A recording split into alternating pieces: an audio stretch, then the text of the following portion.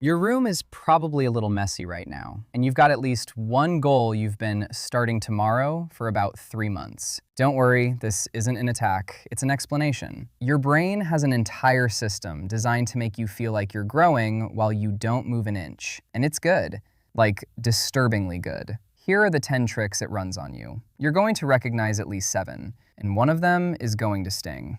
Number 1, saving the video. You see something useful, you hit save, and your brain goes, handled, filed. But you didn't learn anything. You bookmarked the feeling of being someone who learns. Your saved folder isn't a library, it's a graveyard. Hundreds of videos buried with full honors, never opened again. Number 2, watching at 2 times speed. You think you're being efficient. More content, less time, big brain move. Except comprehension falls off a cliff past about 1.5 times. You keep the words, you lose the meaning. So the thing you've actually optimized is the speed at which you forget. You're not learning faster, you're procrastinating faster. Congrats. Number 3, taking notes. This one feels the most legit, which is exactly what makes it dangerous. Writing it down feels like doing it.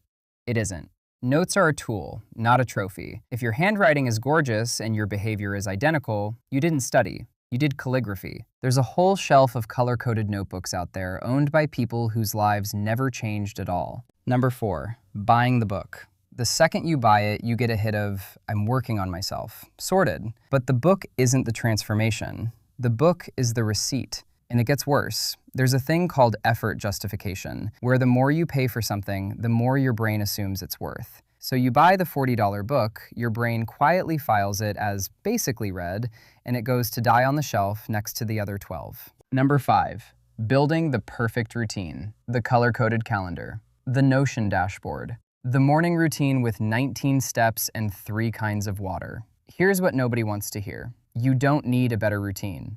You need to obey the boring one you already had. Designing the system feels productive because planning hands you a preview of the reward with none of the cost. You're not preparing to win. You're playing dress up as someone who's winning.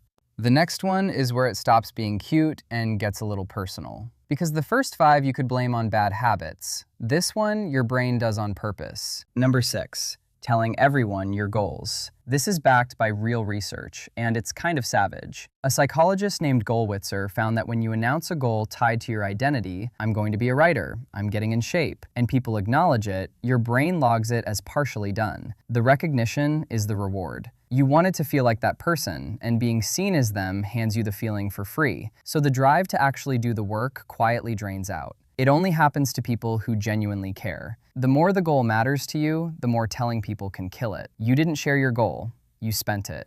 Number 7, watching discipline content while your room looks like a crime scene. You're 40 minutes deep into a video on monk mode focus, and there are 3 plates fermenting next to your bed. And there's a real mechanism here. It's called vicarious goal fulfillment. Watching someone else do the thing gives your brain a faint hit of having done it yourself.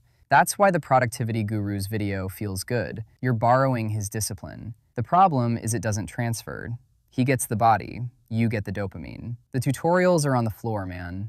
Number 8, optimizing your setup. The new keyboard, the second monitor, the lamp with the perfect color temperature, the 4th productivity app this month, which you'll use for 9 days. Your desk does not need another light. Your life needs evidence. Every hour researching the perfect tool is an hour your brain lets you feel productive without producing one thing. The setup is never the bottleneck. You already know what the bottleneck is. Number 9, waiting for the fresh start. Monday, the 1st of the month, new year, after exams, when things calm down. This one's real too. Researchers call it the fresh start effect, and a clean date genuinely does spike motivation. But watch how it turns on you. You get hooked on the checkpoint instead of the work. The Monday version of you is so impressive, so disciplined, so handsome, that you'd rather keep imagining him than become him. And there's always another Monday to hand it to. Number 10, knowing exactly what to do and not doing it.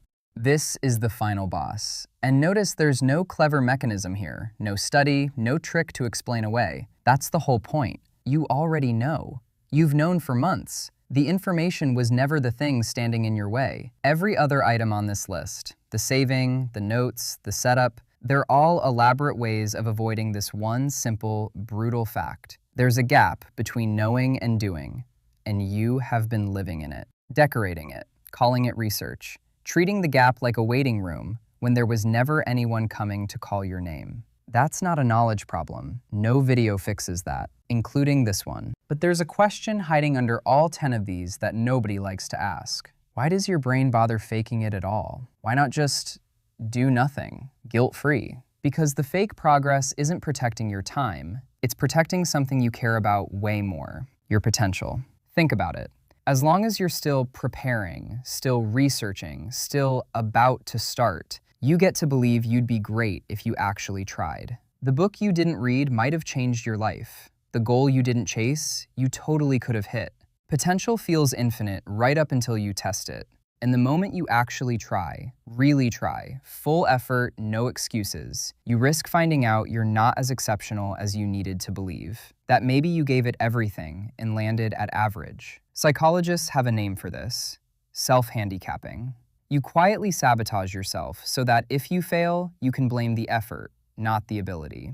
I could have, I just didn't really go for it. That sentence protects your ego better than any success ever could. So the saving, the planning, the perfect setup, none of it is laziness. It's insurance. Every fake step keeps your potential safely untested, and an untested potential can stay perfect forever. That's the actual thing you're protecting, not your time. The version of yourself you haven't disproven yet. So here's the thread tying all 10 together, and it's the actual reason this keeps happening to you. Every single one of these gives your brain a little hit of dopamine, and we got dopamine wrong for decades. We thought it was the pleasure chemical, the reward you get for achieving something. It's not. A neuroscientist named Barrage basically proved dopamine is the chemical of wanting, of seeking, of chasing. Sit with what that means for a second. It fires when you go after the thing, not when you get it, which means searching for advice lights up the same circuit as actually improving. The seeking is the reward. Your brain literally cannot tell the difference between moving toward your goal and just thinking really hard about moving toward it. That's the trap. You can stay busy for years, feel like you're growing the whole time, and end up exactly where you started. Motion and progress feel identical from the inside. The only thing that breaks it is evidence.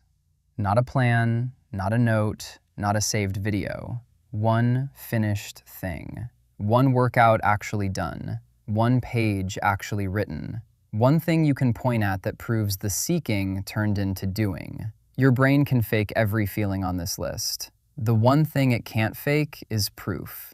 So before you watch one more video like this, go make one piece of it. One. Then come back. The advice isn't going anywhere. It never was the problem.